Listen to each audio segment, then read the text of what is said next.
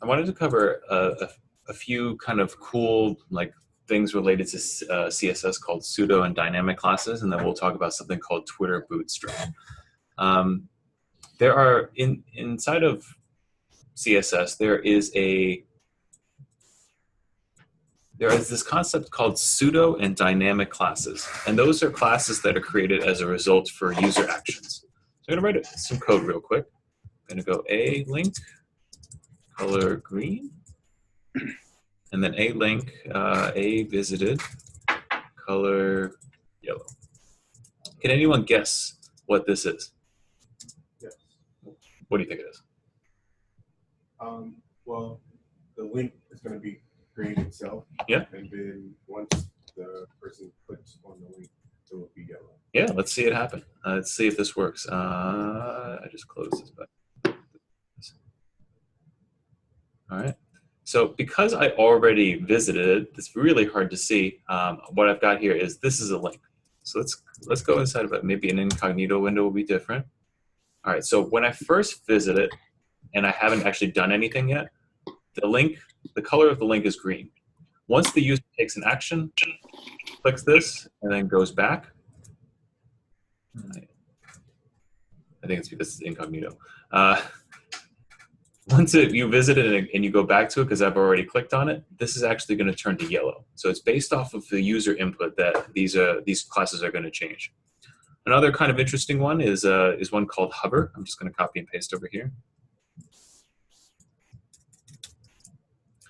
So when you hover over the text decoration, I'm going to change to none. I'm going to change the color of that to blue and the background color to yellow. I'm going to refresh real quick, and I just have a regular link on the page. When I hover over it, boom, you can kind of see, before it was kind of like purplish text. I don't know if anyone can see that. I'll make it a little bit bigger. It started off as purplish text, and when I hover over it, the background turns yellow, and the color of that turns blue. So just some cool things that are available to you. Doesn't work on touch. What's that? Doesn't work on touch? No. Probably not, no. All right, so the last bit I wanted to talk about this morning, before we get started with today's stuff, is this concept called Twitter Bootstrap. When you were doing your research, have you seen this term Bootstrap before? Kind of? Okay, so Ed, what is Bootstrap? I forgot. You forgot? All right. Sean, what is Bootstrap? Bootstrap is like a framework grid system that you're going to use. So like basically when you lay out a page, you need lines to follow for how things will break as the page expands or gets smaller depending on the screen size. That's called a grid system. So then it also comes with a whole bunch of pre-built things like buttons and stuff. Yeah, that's definitely true. So you can kind of, based off of yesterday and based a little bit on what I'm doing today, the amount of HTML and CSS that you would have to write in order to get a modern looking web page is tremendous. Like this takes me 5 minutes to write something like this, but nobody wants to visit a website that looks like this. This is web 0.5. No, not even 1.0. This is worse than Space Jam. Oh yeah, it's still around. It's still around. They haven't changed it. Really? Yeah. I took the original site from like 95 or something. Wait, really? Yeah, it's still around. Okay, I want to see this. Is it this one? I've never seen it. This one? Yeah. So the original Space Jam is Web 1.0, and this is some fairly more advanced things like they have pictures on the screen, and when I hover over it, there's a link there. That's actually a pretty revolutionary thing for this particular bit of time. And Space Jam has never changed this website. This is Web 1.0. This is Web like 0.5 or 0.25. The sheer amount of HTML and CSS that you'd have to write in order to get something like, I don't know, let's go with Warby Parker or something like that. Like a modern e-commerce site looks a little something like this at this point. Here, I'll just jump over here. Pretty nice, actually. Could you imagine just the sheer volume of CSS code that you would need to write to basically get this to look like this? You want to get a perfect page in the middle. It's probably not that difficult, but you'd also have to write a ton of code because the moment I start dragging this smaller, like it changes the entire layout of the page. And this is what we call mobile responsive. Like, so if on mobile, it'll look a certain way, and when it's on not mobile, it'll look a different way. So as a result of not wanting to write a ton of CSS and HTML, people started writing web frameworks, entire like CSS, JavaScript frameworks to make your code look nicer. And the biggest one is from Twitter.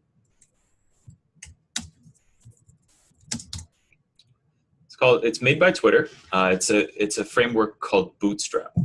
So I'm just going to go to getbootstrap.com. It's made by Twitter, and it basically gives you all the things that you would want on a modern day site with just a tiny little bit of code that you just copy and paste. Every single major framework has their own version and implementation of this. So React has Bootstrap, Rails has Bootstrap, Python has Bootstrap, Flask has Bootstrap, like Go has Bootstrap. Like every single major language and major framework has Bootstrap as like a library that you can bring in. And the example of this is like, let's take a look at some examples here. Let's maybe even take a look at documentation. All you need to do is grab the CSS over here, all the JavaScript code, and put this inside of the head. And you have the ability to do a whole bunch of things, including, where is the examples? You can create nav bars that look a little something like this. You know, it's not terribly different from what you have over here on Warby Parker. All you have to do is more or less copy and paste the code, and it's there for you. So all you have to do is bring in nav bar. Once you bring in all the documentation, all you have to do is just copy and paste this code, and your code will look like this. Change a few words here and there, and it'll look a little something different. That's the main part of it. There are things like Sean said, like so that your page is broken up into 12 vertical lines, and if you wanted to basically match up with a medium-sized screen, all you have to do is say like call MD6. So column six columns will make up half the screen, and that's for a medium-sized screen. So it'll work on large screens, and it'll work on screens about this large as well. So Bootstrap is fairly nice. It's a giant, essentially what it is it's just one giant blob of code that somebody painstakingly wrote over the course of many years at Twitter, and then they open sourced it. Open source meaning that they just said like, everyone can have access to this. And the main purpose behind that, one is like goodwill. It'll make people want to work for Twitter and like Twitter a little bit more. And then two, it's just like giving back to the community. It's mostly goodwill kind of stuff. There's a lot of pros to having Bootstrap inside of all of your stuff. One is that it's mobile first, meaning that if you configure it properly, your website's going to look nicer on smaller screens. It's compatible with every major browser, even back to Internet Explorer 9 or 8, and it has really good documentation. All you got to do is read it, copy and paste, and then you're done. The cons is that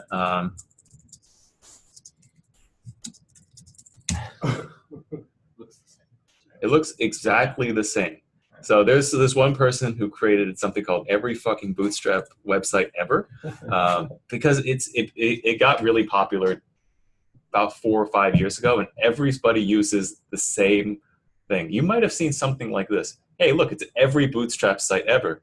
Take a look at all the fucking Bootstrap pages you've seen 10 million times. It's featuring all the same things as those pages. This button makes the page scroll. Want to make an original website of yourself? Forget that. Who would want to put in all that effort? Google that. But it's really, really simple. Like I made my wedding website based off of a Bootstrap template. It looked nice. It worked on mobile. Like the amount of time that it would take me to write that myself. Like why would I do that? Like he said, why would I do that? I can just copy and paste a one thing look to. And they have entire templates. Like I can literally click on. There's a template. Here's my 666. Holy shit. There are many websites that are built with Bootstrap. They all look pretty homogeneous. The good part is you don't have to write a lot of code. The bad part is if you want to overwrite the code that's already here, it takes a long time. There's a lot of work that needs to be done in order to do that. Yeah, Sean. So like, I think it's important that people know that like the reason that Bootstrap really came about is that like there was a time where if you were a developer, you had to develop different versions of a website. You literally had to write 2 sets of code, one for mobile and like for your phones, and one for like, you know, desktop computers. And this like solved that. Like having something do what this does solves that problem. You write 1 set of code, it's done, you deploy it everywhere. Yeah, that is very true. That's a good point. Many modern websites, almost all modern websites use Bootstrap in some way. If it's their most external facing app or internal facing apps, almost every company will use Bootstrap in some way because, again, why write extra stuff when you don't have to? Materialize is another really popular one. It is, yeah. It is. I do like that one as well. There are some really beautifully made websites in Bootstrap that don't look like traditional Bootstrap websites, kind of like Warby Parker over here, like Bandit Wines.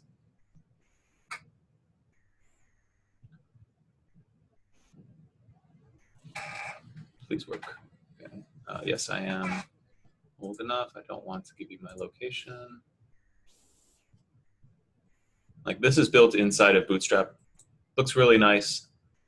The amount of code that someone would need to write in order to get this, like, just to get this perfectly in line with these 8 things does take a little bit of calculation. If you were to write it all yourself, you'd have to play with different margins and make sure that the box model works for every single one. But it's as simple as just taking that 12 to dividing it by 8, and then you have perfectly lined up pictures over here. All of these things, everything here was written inside of Bootstrap. It's a great, I think it's a real sharp looking website. It's also mobile responsive, so if I make it a little bit smaller, you can kind of see everything is changing with me. And that's the main thing that we need. Most people these days can't afford, more people can afford phones than they can computers. Mobile is growing at a much higher rate than computers, than on desktop. So you have to, it's not even, before it was like, make sure it's mobile compatible. No, it's mobile first now. We always have to go with like, make sure that your mobile site works. A good example of one that doesn't work, if I go to ebay.com, surprisingly, because they have an app, their website from last time I checked is not responsive. I mean, it was built like on PHP back in the day. Yeah. Yeah. Other websites that use, like popular ones that you use, maybe Indeed.com uses Bootstrap, MBA.com, Walmart, Target, Bloomberg, like all of those use all of those use Bootstrap. Now you'll see that when I make this page smaller, nothing happens. It literally just makes it smaller. And everyone's been on those websites on their phone where you literally have to scroll all the way to the right, make it larger, and then click on that. You don't want that for your particular website. This one, I literally can't even get to the right. So you want to make sure that your website is always going to be mobile friendly. You should do mobile first development, honestly. There's another wave that's going to like come soon where people don't use Bootstrap. They're going to just use CSS. That's pretty cool. All right, I'm going to show one example, and then we should be good. All right, let's just going to copy some code.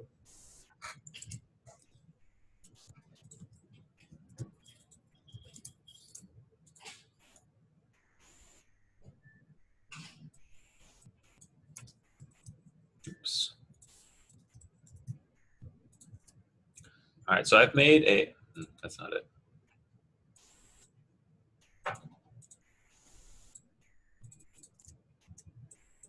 So I've made a quick site inside of Bootstrap. It looks a little something like this, that cat site, or the cat site. Let's analyze the code that I wrote here. So as you can see, it's very simple. I just have a H1 at the very top, but I have 3 pictures of cats, and they're all perfectly 1/3 of the page. If I were to make this a little bit smaller, I believe, if I wrote this correctly, this will shrink, shrink, shrink, shrink, shrink. Oh no, I didn't make it mobile responsive. Okay, bad example. But you can kind of see the amount of work that it would take me to make, like, figure out all the margins and everything like that just to make these 3 cats appear is fairly challenging. Let's take a look at the code that we've got.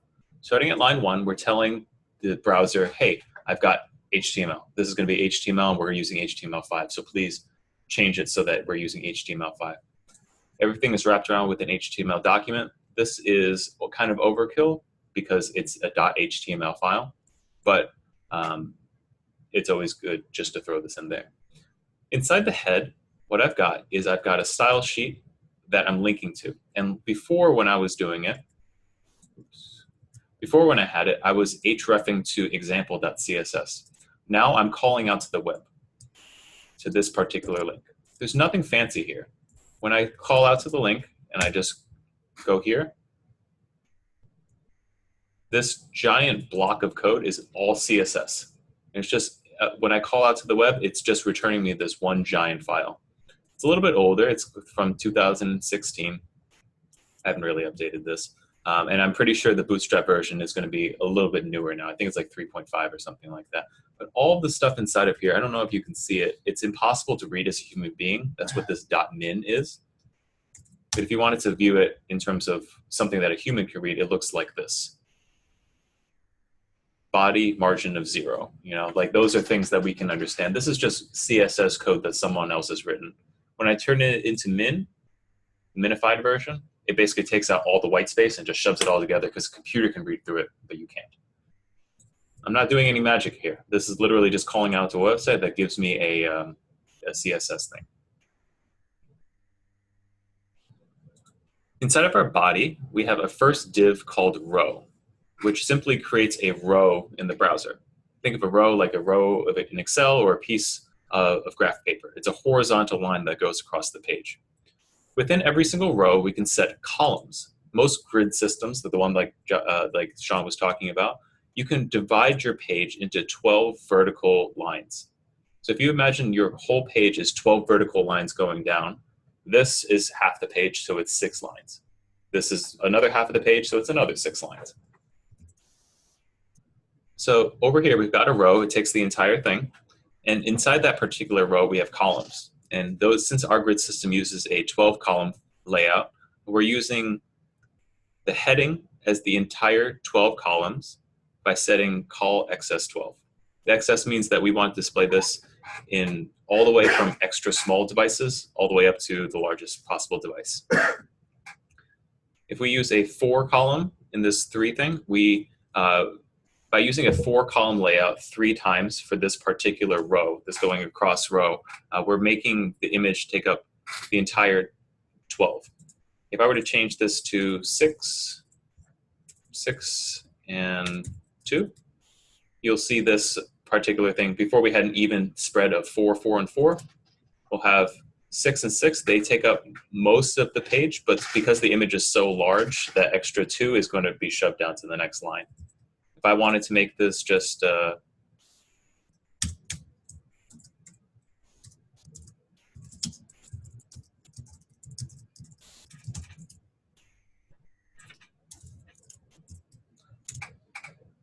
what I've got at this point, it looks exactly the same, but what I've got is I have 2 cats that are perfectly like symmetrical. I got 6 and 6 here, so that takes up one entire row. This whole vertical line is a row.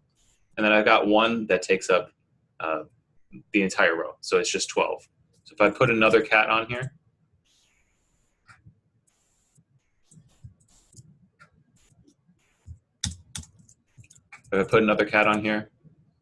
it'd be forced to go on the next line because I've taken up that entire row. When I go back to 4, 4, and 4,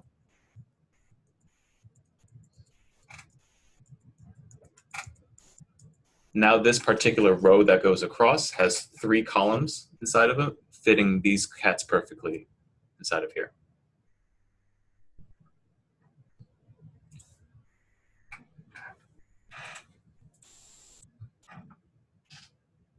Oh, that's why it works like that.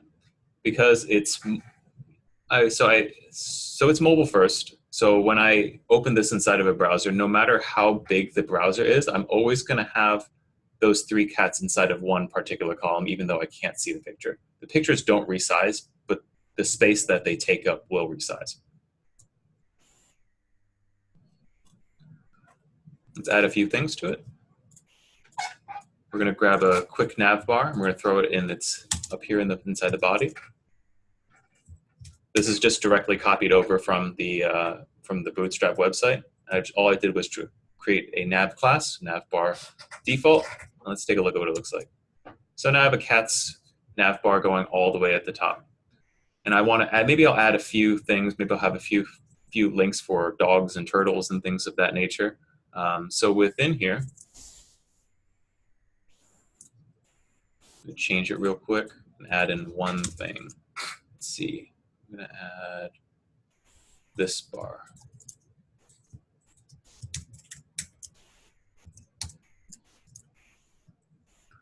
So I've got my nav bar up top. I'm just going to refresh.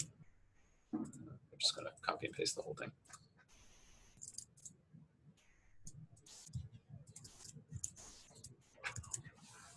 So now I got cats, dogs, and turtles. This is probably a little bit too big. I can resize that a little bit later. But you can kind of see all I've got to do is essentially throw in, basically copy and paste from the website, the code for the nav bar, and it'll show up. And all I've got to do is maybe I'll change a few words, Foxtrot, small little things like that, and then it's automatically done for me. We've got a few challenges for today to get us through. There's a bunch of CSS and HTML things. And then once we get down to Bootstrap, once we finish everything here, we're going to get to Bootstrap animals, where we're going to continue off of what we've got in this, this cats thing. Essentially what we're going to do is we're going to create a carousel effect where every single picture is going to change randomly to another picture at any given time, like an interval of like 2 or 3 seconds. And then Shay Howe, like he works at a company called Yellow, which is right next to Potbelly down the street on the right-hand side.